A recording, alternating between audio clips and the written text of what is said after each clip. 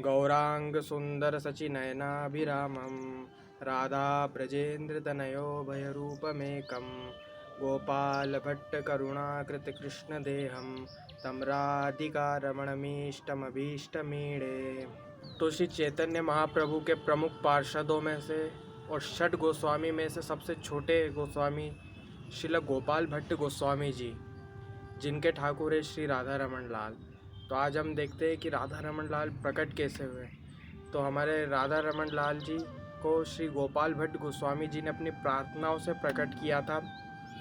गोपाल भट्ट गोस्वामी जी दक्षिण में श्री रंगनाथ मंदिर के महंत श्री वेंकट भट्ट के पुत्र थे। तो गोपाल भट्ट गोस्वामी जी को श्री चैतन्य महाप्रभु से बहुत लगाव था और उनके प्रति बहुत समर्पण था। श्री चैतन्य महाप्रभु यह देख के गोपाल भट्ट गोस्वामी जी से बहुत प्रसन्न थे। तो श्री चैतन्य महाप्रभु ने गोपाल भट्ट गोस्वामी जी को दीक्षा दी और अपना शिष्य बनाया और उन्हें वृंदावन भजन करने के लिए भेजा। तो गोपाल भट्ट गोस्वामी जी वृंदावन में जाकर भजन करने लगे। तो जब श्री चैतन्य महाप्रभु अपनी धराधाम से लीला ख़त्म करके अपने धाम को गए तो श्री गोपाल भट्ट गोस्वामी जी को उनसे बहुत विरह हुआ। महाप्रभु की याद आई, महाप्रभु के दर्शन करने की इच्छा हुई।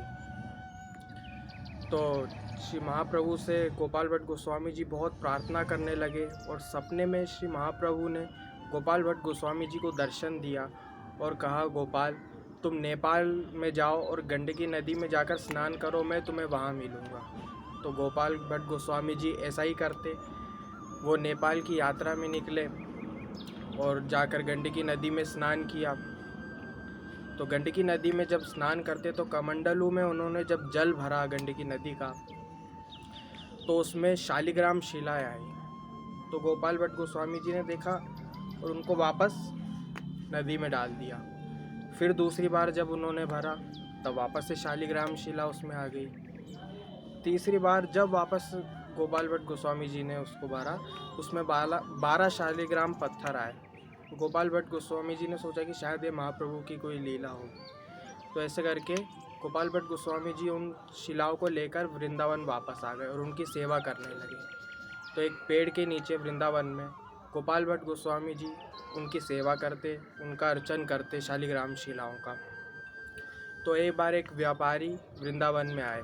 जिस तरह कई साधु संत लोगों को वो उनके सब ठाकुर जी के ड्रेस और गहने वगैरह उनको दान कर रहे थे।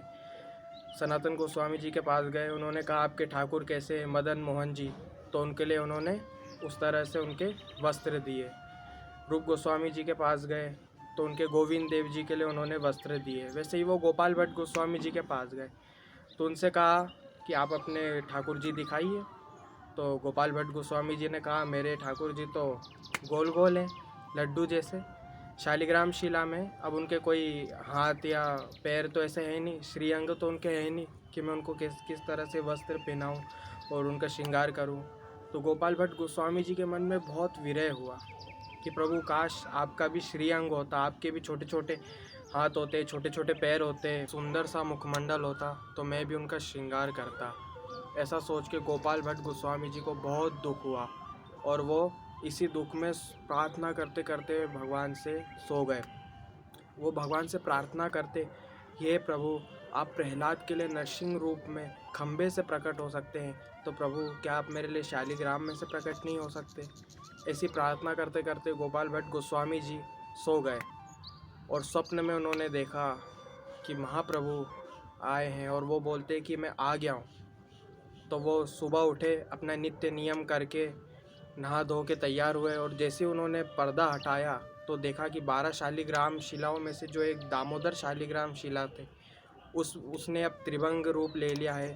छोटे से राधा रमन जी प्रकट हो गए हैं और गोपाल भट्ट गोस्वामी जी उनको देखकर बहुत प्रसन्न हो रहे हैं और बहुत बधाई दे रहे हैं। वो प्रभु से बहुत धन्यवाद कह रहे हैं कि प्रभु आप आ गए, बहुत बहुत अच्छा हुआ। तो ऐसे करते ये बात सारे वृंदावन में फैली। सारे षट गोस्वामी आए, गोपाल भट्ट गोस्वामी जी को बहुत बधाई दी और सबने गाया जय प्राण धन राधा रमन श्री गोपाल भट्ट जुगे लाडले। तो इस तरह से हमारे प्राण धन श्री राधा रमन लाल जी गोपाल भट्ट गोस्वामी जी की प्रार्थना से प्रकट हुए इसी तरह हमारे ठाकुर जी भक्तों के लिए जो जो भी होता है वो करने के लिए तैयार हो जाते हैं। वो भक्तों की बातों पे बहुत जल्दी रीझ जाते हैं। आप उनको बुलाएंगे तो वो जल्दी से जल्दी आते हैं। तो आप भी राधा रमन लाल जी से प्रार्थना कीजिए कि आप हमारे जीवन में आइए, हमें भक्ति जी दीजिए, हमें आपकी सेवा दीजिए, ताकि हम इस मनुष्य जीवन को सार्थक बना सकें। हरे कृष्णा।